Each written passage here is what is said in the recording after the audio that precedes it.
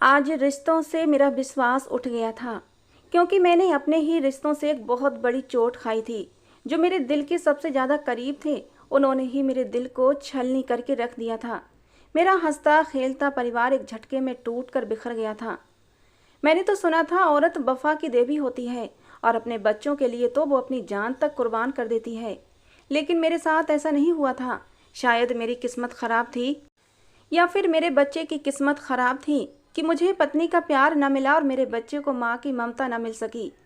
मेरी पत्नी दिव्या, जिसने मेरे साथ जीने मरने की कस्में खाई थीं, वो मेरे साथ 4 कदम भी चल न सकी।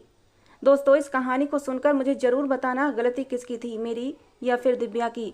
मैंने तो सिर्फ उस पर विश्वास किया था और मेरे विश्वास की मुझे इतनी बड़ी सज़ा मिली थी कि पूरी जिंदगी भर के लिए तड़पता रह गया था। दिव्या मेरी बहन की बचपन की दोस्त थी। मेरा संबंध मिडिल क्लास घराने से था, जबकि दिव्या के पापा का कारोबार खूब चल रहा था। वो एक अच्छी जिंदगी गुजार रही थी। हमारा एक दूसरे के घर आना जाना भी बहुत था। मैं उन दिनों नौकरी की तलाश में था जब दिव्या का मेरे घर में कुछ ज़्यादा ही आना जाना शुरू हो चुका था।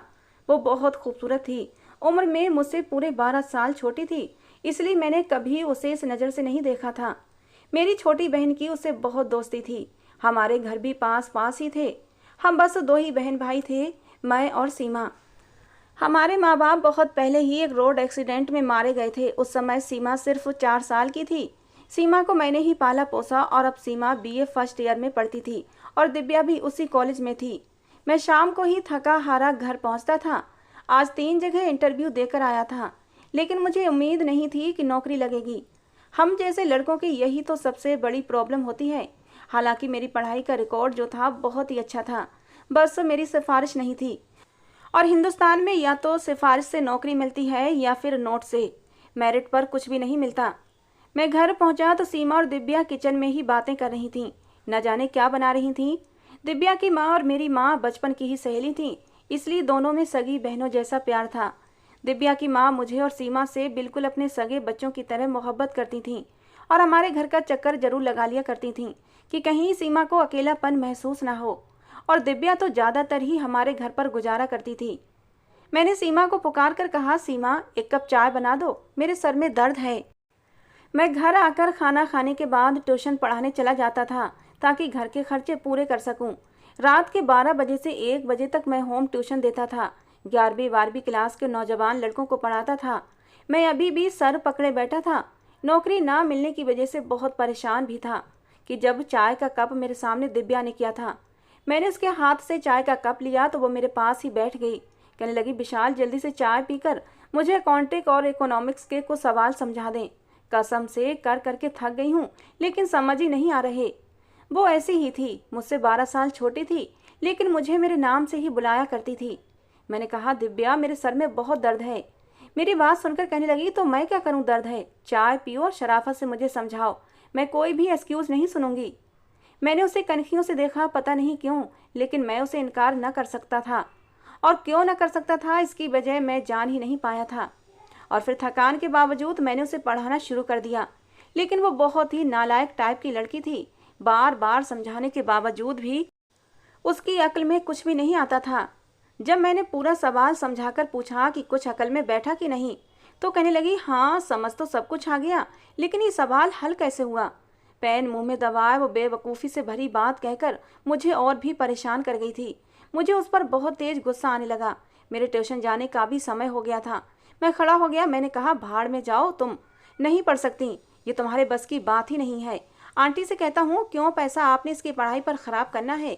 इन्हीं पैसों से इसका दहेज बनाए और इसका रिश्ता देखकर इसे चलता करें। समझा समझा कर मेरा दिमाग खाली हो गया, लेकिन इसके दिमाग में कुछ नहीं बैठा। मैंने चिढ़कर कहा था, लेकिन मैं नहीं जानता था आगे से मुझे ये जवाब भी सुनने को मिल सकता है। दिव्या कहने लगी, तो ठीक है ना, अम्मा से कहकर मेरा रिश्ता मांग लो। मैं जो मोटरसाइकिल की चाबी जेब में डाल रहा था, मेरा तो हाथ वहीं रुका था। मैंने अचानक ही हैरत से उसे देखा था। वो मुस्कुरा रही थी और शर्माने की नाकाम कोशिश कर रही थी। फिर उठकर फौरन से वहां से चली गई। मैं तो जहां खड़ा था वहीं की वहीं खड़ा रह गया। मैं तो सोच भी नहीं सकता था कि दिव्या मेरे बारे में ऐसे ख्याल रखती होगी। उस दिन तो पूरा दिन मेरा दिमाग दिव्या की बातों में ही लगा रहा था। मुझे उसकी बात बिल्कुल बेवकूफ़ी से भरी हुई लग रही थी। मुझसे 12 साल छोटी थी, मेरी उम्र 31 साल थी और वो अभी सिर्फ 19 साल की थी। मुझे लगा शायद उसने मजाक में ये बात कही होगी, क्योंकि वो अक्सर ऐसे ही मजाक में बातें कर जाती थी। मैंने उसकी बात को नज़रअंदाज कर दिया, लेकिन कहीं ना कहीं ये बात मेरे दिमाग में भी बैठ गई थी। अब जब भी वो मेरे पास बैठती और अपने पन से मेरा हाथ पकड़ती तो मेरा दिल भी धड़कने लगता था। मेरे दिल की धड़कनें अजीब अंदाज से धड़कती। मैं फौरन से अपना हाथ खींच लेता और उठकर बाहर चला जाता। सच कहूँ तो मैं दिव्या के लिए अपने जज्बातों को दबाना चाहता था। मैं नहीं चाहता था कि मेरे दिल में दिव्या के लिए कोई और जज्बात जन्म लें। दिव्या के पापा का कारोबार अच्छा था, हमारे घर से उनके हालात भी काफ़ी अच्छे थे और दिव्या उनकी छोटी और लाडली बेटी थी। दिव्या से एक बड़ी बहन थी जो शादीशुदा थी। एक भाई था जो मेरी उम्र का था, लेकिन वो भी शादीशुदा था। सिर्फ दिव्या ही थी जिसकी शादी नहीं हुई थी। मैं तो बेरोजगारी की वजह से शादी के बारे में सोच भी नहीं सकता था। अम्मा पापा की मौत के बाद सीमा को मैंने ही पाला था। नौकरी तो पहले भी करता था, लेकिन इस बार मेरी इच्छा थी कि मुझे एक अच्छी कंपनी में नौकरी मिल जाए, क्योंकि मेरे सर पर सीमा की जिम्मेदारी भी थी। मैंने तो यही सोचा था, अच्छी सी कंपनी में नौकरी करने के बाद पहले सीमा की शादी करूंगा, तभी अपने बारे में कुछ सोचूंगा। लेकिन दिव्या ने तो मुझे सोचने का मौका ही नहीं दिया था। पिछले 2 महीने की भागदौड़ के बाद आखिरकार मुझे मेरे मतलब की नौकरी मिल गई थी। तनख्वाह भी 60,000 थी। मैं बहुत खुश था। मिठाई लेकर घर आया। सीमा और दिव्या दोनों ही घर पर मौजूद थीं। मैंने सीमा के मुंह में मिठाई डाली और कहा कि मुझे नौकरी मिल गई है। खुशी से वो मेरे साथ लग गई। मेरी बहन थी, मोहब्बत में ऐसी जल्दबाजी दिखा जाती थी। कहने लगी, भाई ये तो बहुत अच्छी खबर सुनाई आपने, आज मैं आपको चाय के साथ पकौड़े भी तल देती हूँ। ये कहकर वो चली गई, लेकिन दिव्या बड़ी चुपचाप सी खड़ी थी। मुझे ही घूर घूर कर देख रही थी। मुझे समझ नहीं आ रहा था कि उसे हुआ क्या है। फिर अचानक ही वो भी हंसती हुई मेरे गले लगने के लिए आगे बढ़ी थी। कहने लगी, मुबारक हो विशाल, तुम्हें तुम्हारी नौकरी के लिए। लेकिन इससे पहले वो मेरे गले में बाहें डाल देती, मैंने उसे बीच में ही रोक दिया। मैंने कहा, बस बस, दूर से ही बधाई दो, ज़्यादा चिपकने की ज़रूरत नहीं है। मेरा ये कहना था कि उसने बुरा सा मुंह बनाया था। मैंने कहा, मुंह क्यों बना रही हो? मैंने मिठाई का डिब्बा उसके करीब कर दिया। मैंने कहा, लो तुम भी खा लो। ये ना हो कि मिठाई के डिब्बे को नज़र लग जाए और जब मैं खाऊं तो मेरे पेट में दर्द शुरू हो जाए। मैंने मजाक में कहा था, लेकिन वो कहने लगी, अपने हाथ से खिलाओ, मुझे तब खाऊंगी। उसकी बात मुझे कुछ बेकार सी लगी थी। मैंने डिब्बा वहीं टेबल पर रख दिया। मैंने कहा, खानी है तो खाओ, नहीं खानी तो मत खाओ, लेकिन मुझे इस तरह की फिजूल की जिद मत करो। ये कहकर मैंने सीमा को वहीं से आवाज़ लगाई कि चाय मेरे कमरे में ही ले आना। मैं अपने कमरे में चला गया। मुझे उस लड़की की हरकतें अजीब सी लगती थीं। भला ये भी कोई बात थी? कुछ ही देर में मेरे कमरे का दरवाज़ा खुला और वो बड़े गुस्से से मेरे कमरे में दाखिल होते हुए मेरे बेड पर ठीक मेरे सामने बैठ गई।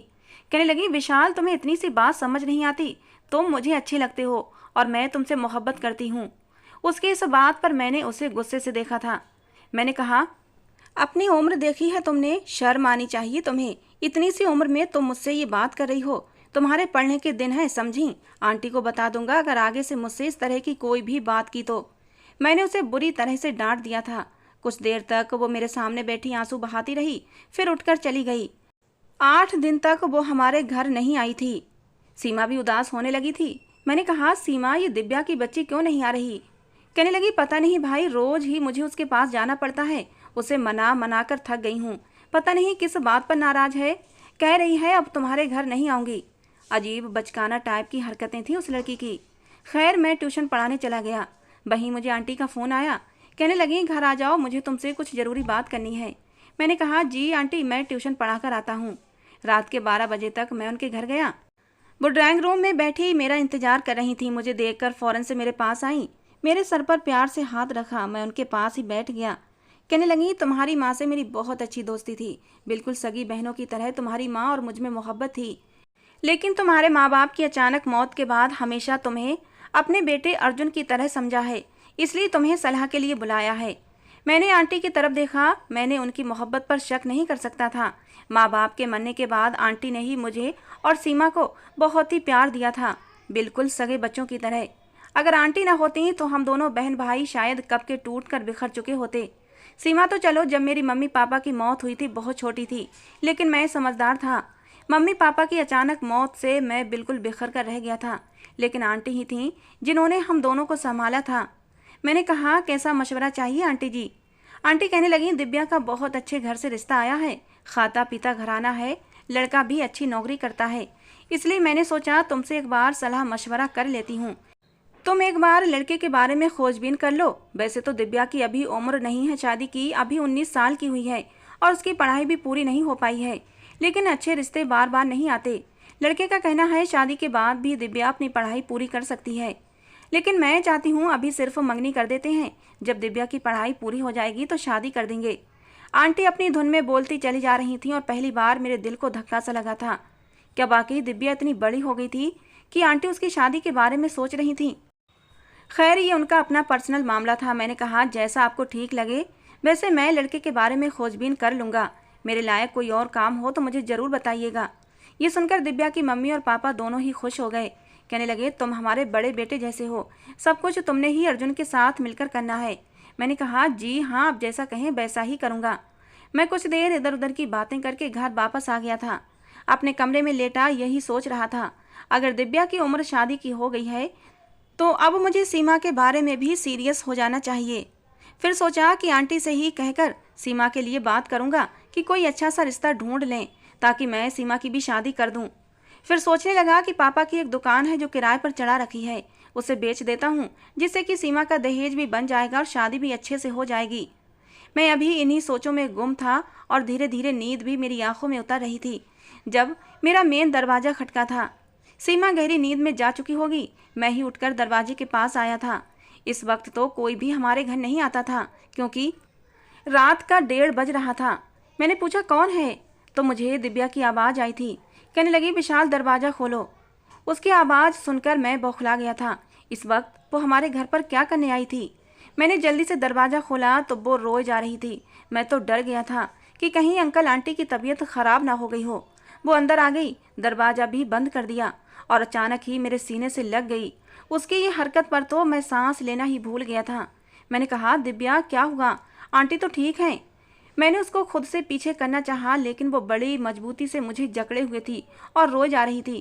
कहने लगी बहुत बुरे हो तुम।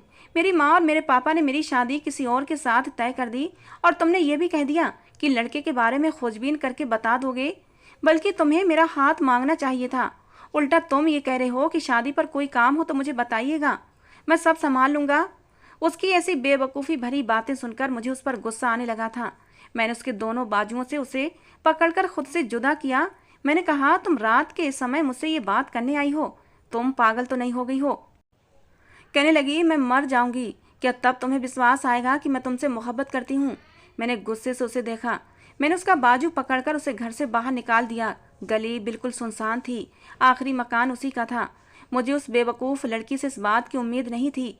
अगर रात के समय कोई उसे मेरे घर में दाखिल होते देख लेता तो क्या सोचता? मेरी तो इज्जत की अर्थी ही निकल जाती। वो अब भी रो जा रही थी। मैं उसे लिए उसके घर के पास आया। दरवाज़ा खुला हुआ था। मैंने उसे घर के अंदर धकेला। मैंने कहा जो हरकत तुमने आज की है ना, अगर आगे से की तो मुझसे बुरा कोई नहीं होगा। मैं नहीं करता तुमसे मोहब्बत, समझी? जहाँ तुम्हारा रिश्ता तय हुआ है वहीं शादी करो, जहाँ तुम्हारे माँ बाप चाहते हैं वहीं खुश रहो और मेरी जान छोड़ो। मैंने दोनों हाथ जोड़कर उससे कहा था। वो रोती हुई अपने घर चली गई। मैंने दरवाज़ा बंद कर दिया और अपने घर आ गया। लेकिन अगले ही दिन मैं अपने ऑफिस में था जब सीमा की कॉल आई। वो रो रही थी। कहने लगी भैया दिव्या ने जहर खा लिया है, अंकल और आंटी उसे अस्पताल लेकर गए हैं, जल्दी आ जाएं, मुझे डर लग रहा है। ये सुनना था कि मेरे होशो हवास गुम हुए थे। मैंने फ़ौरन से छुट्टी ली कि मेरी आंटी की तबीयत बहुत ज़्यादा ख़राब है। मैं सीधा हॉस्पिटल पहुंचा था। आंटी रो जा रही थी। दिव्या का भाई अर्जुन भी परेशान था। मैंने कहा आंटी आखिर दिव्या को हुआ क्या था? कहने लगी वो इस रिश्ते से इनकार कर रही थी। हमने बहुत समझाया कि अच्छा रिश्ता है, खुश रहोगी, लेकिन मुझे नहीं पता था ये बेवकूफ़ लड़की ये सब कर बैठेगी, वरना मैं रिश्ते से इनकार कर देती। मुझे अपनी बच्ची की खुशी से ज़्यादा और कुछ भी प्यारा नहीं है। भगवान करे मेरी बच्ची को कुछ ना हो और वो ठीक हो जाए। ये कहकर आंटी मेरे साथ लगकर रोने लगी। मैंने उन्हें तसल्ली दी। 4 घंटे बाद डॉक्टर ने कहा कि अब दिव्या खतरे से बाहर है, लेकिन वो अभी बेहोशी की हालत में थी और बेहोशी की हालत में भी मेरा ही नाम पुकार रही थी। ये सुनकर सब लोग हैरान थे और मैं शर्मिंदा हो चुका था, सबसे नजरें चुरा रहा था। लेडी डॉक्टर कहने लगी आप में से अगर कोई विशाल को जानता है तो आप उसे बुला लें। हमें लगता है आपकी बेटी की खुदकुशी के पीछे वही लड़का है। अगर वो किसी और से मोहब्बत करती है तो आपको बीच में दीवार नहीं बनना चाहिए। मेरी आंटी हैरत से मुझे देख रही थी। अंकल का भी यही हाल था। और मैं बिना कुछ किए ही मुजरिम बन गया था। मैंने कहा, आंटी मैं इस बारे में कुछ भी नहीं जानता। मैं तो दिव्या को बिल्कुल सीमा की तरह ही समझता हूँ। हाँ, उसने मुझे एक बार कहा जरूर था, लेकिन मैंने उसे मना कर दिया था। मुझे लगा शायद वो मजाक में ये बात कर रही है। मैं अपनी सफाइयाँ देने लगा। आंटी कहने लगी, अगर तुम मुझसे रिश्ता मांगते तो मैं कौन सा इनकार कर देती। मैंने कहा, आंटी वो मुझसे 12 साल छोटी है, बेवकूफ़ है। लेडी डॉक्टर कहने लगी कि अगर आप विशाल हैं तो प्लीज़ आप अंदर चले जाएं। मैं शर्मिंदा सा अपनी नज़रें भी नहीं उठा पा रहा था, इसलिए जल्दी से कमरे में चला गया। दिव्या की रंगत सफ़ेद पड़ चुकी थी, लेकिन उसकी ज़बान पर अब भी मेरा ही नाम था। मैं नहीं जानता था मोहब्बत में इंसान इस हद तक भी जा सकता है। मैं उसके पास चला गया, उसके फोल्डिंग बेड के पास रखी कुर्सी पर बैठ गया और उसका हाथ थाम लिया। मैंने कहा, दिव्या आंखें खोलो। मेरी आवाज़ सुनकर उसने आंखें खोली थीं। मुझे देखकर कहने लगी, बड़ी जल्दी याद आ गया आपको।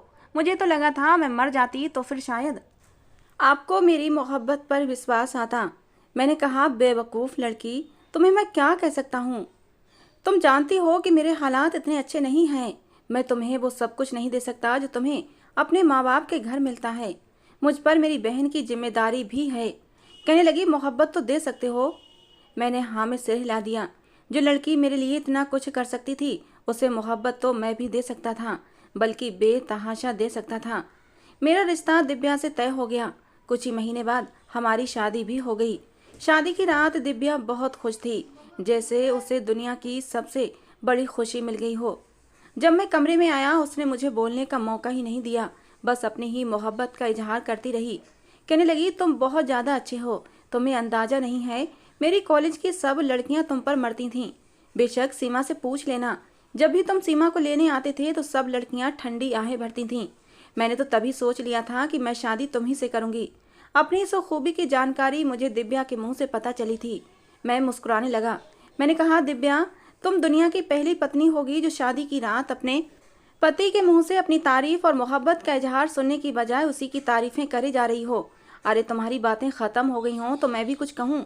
मेरी बात सुनकर वो कुछ शर्मिंदा हुई थी, फिर खामोशी से बैठ गई। अपनी मोहब्बत का इजहार तो वो मुझसे पहले ही कर चुकी थी, आज मेरी बारी थी। मैंने उसे इतनी मोहब्बत दी जिसकी वो हकदार थी। अब तो दिन ब दिन मेरी मोहब्बत दिव्या से बढ़ती ही जा रही थी। ये कहना सच होगा कि शादी के बाद मैं उसका दीवाना हो गया था। 1 साल बाद सीमा का बहुत अच्छा रिश्ता आया। मैंने उसकी भी शादी कर दी। वह भी विदा होकर अपने घर जा चुकी थी। अब मेरे सर पर किसी की भी कोई जिम्मेदारी न थी। लेकिन उन्हीं दिनों मेरी नौकरी छूट गई। अब धीरे धीरे हमारे हालात खराब होने लगे थे। मैंने अपने पापा की दुकान बेचकर सीमा की शादी की थी, इसलिए मेरे पास जो कुछ भी था बस मेरी नौकरी ही था। अब भी मैं दूसरी नौकरी की तलाश नहीं कर पाया था कि मेरे घर नए मेहमान के आने की खबर मिल गई। दिव्या उम्मीद से हो गई थी।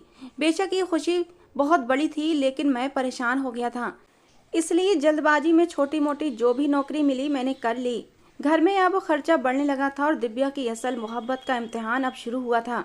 फिर भी मैं ट्यूशन पढ़ाकर कोशिश यही करता था कि घर में किसी चीज़ की कमी ना हो।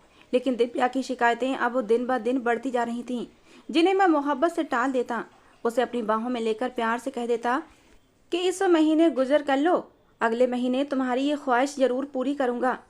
9 महीने का समय भी गुजर गया था। मेरे घर में बेटे ने जन्म लिया था। दिव्या अब थोड़ी थोड़ी बदलने लगी थी। कहती थी, मैंने बच्चे के लिए एक नौकरानी रखनी है, मुझे बहुत मुश्किल होती है। मैंने कहा, दिव्या ये कैसे मुमकिन है, तुम जानती हो कि मेरे हालात कैसे हैं। कहने लगी, जानते हो फेसबुक पर मेरे कितने फॉलोअर्स हैं। हजारों लोग हैं जो मेरी एक तस्वीर पर लाइक करते हैं। मैं उसकी बात समझ नहीं पाया था। मैंने कहा, तो इससे क्या फ़र्क पड़ता है। कहने लगी, अगर तुम मुझे अनुमति दो तो मैं एक चैनल खोल लेती हूँ, उस पर ब्लॉग चलाऊंगी। विशाल, लोग इससे लाखों करोड़ों कमा रहे हैं। मैंने कहा, छोड़ो ना इन बातों को। लेकिन दिव्या कहने लगी, विशाल, हमें इस वक्त अपने हालात को बेहतर करना चाहिए। जैसे ही तुम्हारी अच्छी नौकरी लग जाएगी, हालात सुधर जाएंगे तो मैं ये सब कुछ छोड़ दूंगी। फिर कहने लगी, मैं तो सिर्फ कुकिंग का ही प्रोग्राम करूंगी। मैंने कहा, चलो ठीक है, कोशिश करना है तो कर लो, लेकिन ध्यान रहे सोशल मीडिया पर अपने आप को ज़्यादा शो करने की ज़रूरत नहीं है। मेरे अलावा तुम्हें कोई भी गलत नज़र से देखे मुझे बर्दाश्त ही नहीं है। कहने लगी, हाँ हाँ ठीक है, कोई नहीं देखेगा सिवाय तुम्हारे। मैं उसकी बात सुनकर हंसने लगा। दिव्या की मोहब्बत पर तो मैं शक कर ही नहीं सकता था, लेकिन मैंने कभी ये देखने की कोशिश नहीं की थी कि उसने किस चीज़ का चैनल बनाया है। कुछ महीने में ही हमारे घर एक अच्छी खासी रकम आने लगी थी। बड़ी खुशी खुशी वो मुझे बता रही थी कि इस महीने 2 लाख का फायदा हुआ है। मैं तो सुनकर हैरान हुआ था। मैं अच्छी जॉब की तलाश में अभी लगा हुआ था।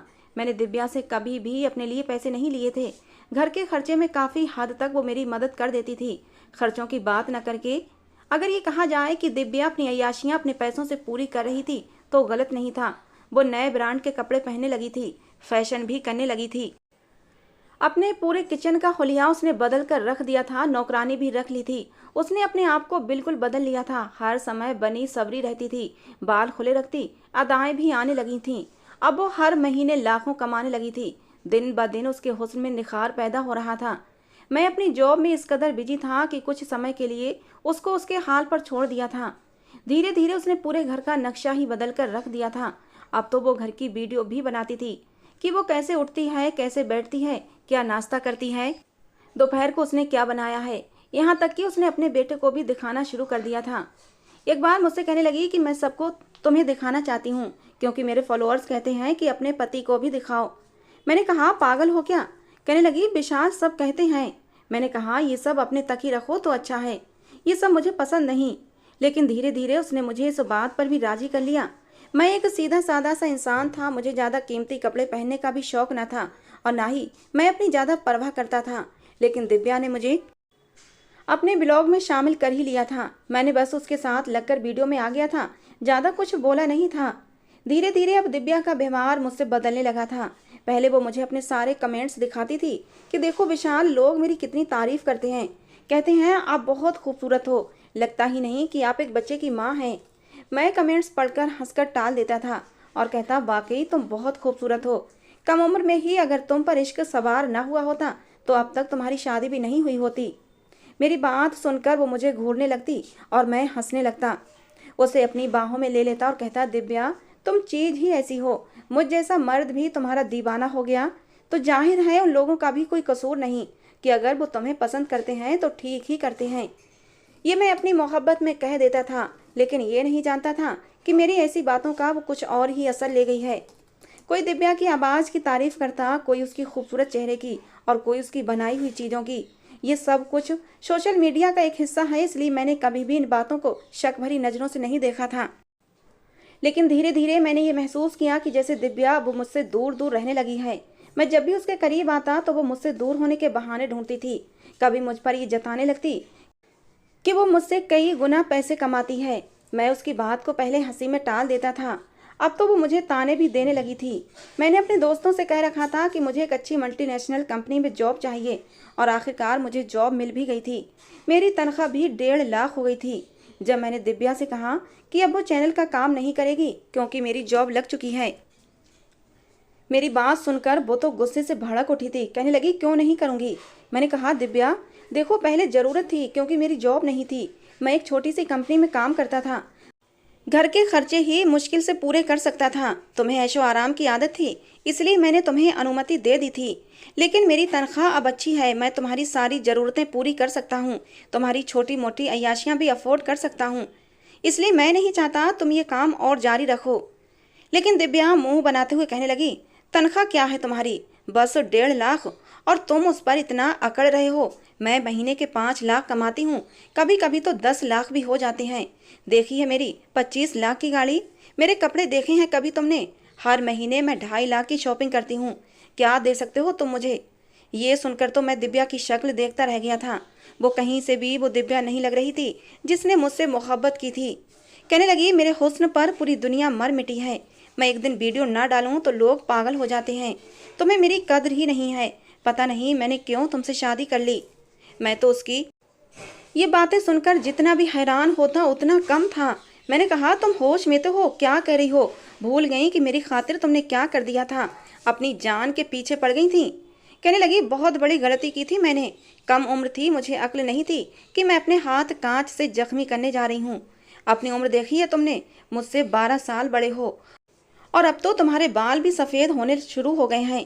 तुम्हारे साथ ब्लॉग्स बनाती हूँ तो लोग कहते हैं आपको क्या सूझी थी कि बुढ़े से शादी कर ली? ये आदमी तो आपके साथ बिल्कुल भी अच्छा नहीं लगता। दिव्या की ऐसे गुरूर और घमंड की वजह मैं अब समझ गया था, क्योंकि वो लोगों की भड़काऊ बातों में आ चुकी थी। मैंने सीरियसली दिव्या से बात की थी। मैंने कहा, बंद करो अपना ये चैनल, वरना मैं खुद ही उड़ाकर रख दूंगा। ये सुनना था कि वो मुझ पर चीखने चिल्लाने लगी। कहने लगी, मैं तुम्हें छोड़ दूंगी लेकिन इस चैनल को नहीं छोड़ूंगी। पता नहीं मुझ पर क्यों तुम्हारे इश्क का भूत सवार हो गया था जो मैंने तुमसे शादी कर ली। मैं जितनी खूबसूरत हूँ, मेरे लिए तो अमेरिका और फ्रांस के बड़े बड़े बिजनेसमैन के रिश्ते भी आ सकते थे। मैं तो उसकी बात सुनकर जितना भी हैरान होता उतना कम था। मैंने कहा, अच्छा कौन है ऐसा लड़का जिसने तुम्हारा दिमाग खराब कर रखा है? मैंने कहा, पति पति होता है। ये कुछ डायलॉग मारने वाले कभी भी तुम्हें अपनी इज्जत नहीं बनाएंगे। मेरी बात सुनकर वो कहने लगी, बहुत हैं मुझे पत्नी बनाने वाले, और तुमसे ज़्यादा खूबसूरत, हैंडसम और बिजनेसमैन हैं। मैं समझ गया था कोई तो है जो इसका दिमाग खराब कर रहा है। मैंने अपने गुस्से को कंट्रोल किया और प्यार से उसके पास आकर उसे समझाने लगा कि दुनिया में आजकल इतने अच्छे लोग नहीं होते। लड़कियों को ट्रैप करते हैं, उन्हें धोखा देते हैं, उन्हें इज्जत नहीं देते। लेकिन वो कहने लगी, बस बस रहने दो, बस मुझे तुमसे तलाक चाहिए। उसके इन शब्दों ने तो मेरे होश उड़ाए थे। मैंने कहा, पागल हो गई हो क्या? तुम मेरी पत्नी हो, हमारा एक छोटा सा बच्चा भी है, स्वर्ग जैसा घर है हमारा, क्यों तलाक लेना चाहती हो? वो मुझसे कहने लगी, रखो अपना बच्चा अपने पास, इतना ही स्वर्ग जैसा छोटा सा घर है तुम्हारा। मेरा दम घुटता है, मैं नहीं रह सकती यहाँ पर। वो जो कोई भी था उसका दिमाग पूरी तरह ख़राब कर चुका था। मेरी मोहब्बत, प्यार, यहाँ तक कि मेरा बच्चा भी उसे नज़र नहीं आ रहा था। मैंने उसकी माँ से बात की, आंटी ने भी उसे समझाने की बहुत कोशिश की, लेकिन वो तो किसी की भी सुनने को तैयार न थी। बस एक ही रट थी, मुझे विशाल से तलाक चाहिए। मैंने तलाक देने से इनकार कर दिया तो उसने अदालत से तलाक की गुहार लगा दी। मेरा घर उजड़ चुका था। वो मुझसे तलाक लेकर जा चुकी थी। वो अब भी ब्लॉग बनाया करती थी और उसके ब्लॉग से ही पता चला कि उसने दूसरी शादी कर ली और अब वो इटली में रहने लगी थी। उसने अपने फॉलोअर्स को ब्लॉग में ही बताया था कि मुझे उस आदमी से अपने ब्लॉग में ही मोहब्बत हुई थी और ब्लॉग के जरिए ही उसे ज़िंदगी का वो साथी मिला जिसकी वो हमेशा से तमन्ना करती थी। लोग अब भी उसको भर भर कर कमेंट्स करते थे, लेकिन अब कमेंट्स में उसकी तारीफ़ें कम होती, बल्कि उसके लिए बुरी बातें ज़्यादा होने लगी थीं कि तुम कैसी औरत हो जो अपने पति और अपने बच्चे को छोड़कर दूसरे यार के पास चली गई, उससे शादी कर ली। औरत तो वो होती है जो अपने पति और अपनी औलाद की खातिर अपना सुख चैन तक बर्बाद कर देती है। कुछ लोग मुझे भी बुरा भला कह रहे थे कि औरत को इतनी आज़ादी दोगे तो वो भागेगी ही ना, लगामें खींच कर रखनी चाहिए थी। लेकिन मैंने तो दिव्या पर भरोसा किया था। क्या मर्द को हमेशा औरत पर शक करते रहना चाहिए? उस पर भरोसा नहीं करना चाहिए, उसे हमेशा शक की कसौटी पर ही रखना चाहिए। मुझे ये तो विश्वास था कि वो दूसरे आदमी के पास भी ज़्यादा दिनों रुक नहीं पाएगी, क्योंकि जब एक मर्द के पास वो रुक न सकी, एक मर्द को सिर्फ इसलिए छोड़ दिया कि वो हैसियत में उससे कम है और उसकी इच्छाओं को पूरा नहीं कर सकता, तो ऐसी औरत किसी भी मर्द के साथ ज़िंदगी नहीं गुजार सकती। वो उससे भी ज़्यादा अमीर आदमी देख लेगी तो उसे भी छोड़ देगी, या फिर वही आदमी दिव्या से भी ज़्यादा हसीन लड़की को पा लेगा तो दिव्या को छोड़ देगा। शायद उस समय उसे मेरी कदर होगी, लेकिन मेरी नज़र में वो अपनी सारी कदर और कीमत खो चुकी थी। वो 2 टके की भी नहीं रही थी और ऐसी औरत को मैं दोबारा अपनी ज़िंदगी में शामिल नहीं कर सकता था। शायद किसी भी औरत को शामिल नहीं कर सकता था। लेकिन सीमा एक दिन अपनी ननद का रिश्ता मेरे लिए लेकर आई। कहने लगी, भैया छोटा सा बच्चा है आपका, कैसे मैनेज करोगे? पूरी ज़िंदगी कैसे काटोगे? पहाड़ जैसी ज़िंदगी होती है। मेरी ननद है, विधवा है, आप तो जानते हैं कितनी अच्छी है। 2 महीने पहले ही उसके पति का एक रोड एक्सीडेंट में देहांत हो गया था। बेचारी की शादी को अभी समय ही कितना हुआ था, 8 महीने ही शादी को हो पाए थे, लेकिन 8 महीने में ही वो विधवा हो गई है। मैं चाहती हूँ कि आप पायल से शादी कर लें। मैंने सीमा को मना कर दिया, लेकिन सीमा जिद पर आ गई। कहने लगी, अगर आपने पायल से शादी नहीं की तो मैं आपसे कभी भी बात नहीं करूँगी। सीमा की जिद के आगे मैं मजबूर हो गया और पायल से शादी कर ली। पायल बहुत अच्छी लड़की थी। मेरे बेटे रोहन को उसने बिल्कुल अपने सगे बच्चे की तरह स्वीकार कर लिया था, लेकिन मेरा औरत के ऊपर से भरोसा उठ गया था और मैं पायल पर भी विश्वास नहीं कर पा रहा था। लेकिन पायल ने अपनी मोहब्बत और वफा में कोई कमी नहीं की थी, और हो सकता है उसकी वफा और मोहब्बत से धीरे धीरे मैं भी उससे मोहब्बत करने लगूंगा। शायद दिव्या को जल्दी ही अपने दिल से निकाल पाऊंगा। दोस्तों, आप लोग भी दुआ करना कि दिव्या मेरे दिल से जल्दी ही निकल जाए। दोस्तों, कहानी आपको कैसी लगी जरूर बताना। पसंद आई हो तो प्लीज़ लाइक करना। रोज़ एक नई कहानी सुनने के लिए हमारे चैनल को भी सब्सक्राइब करना। कहानी को पूरा अंत तक सुनने के लिए आप लोगों का बहुत बहुत धन्यवाद। दोस्तों जाते जाते कहानी को लेकर अपनी राय जरूर दिया करें, जिससे कि हमें पता लगे आप लोगों को हमारी कहानी पसंद आती है या नहीं। मिलते हैं दोस्तों अगली किसी नई कहानी के साथ।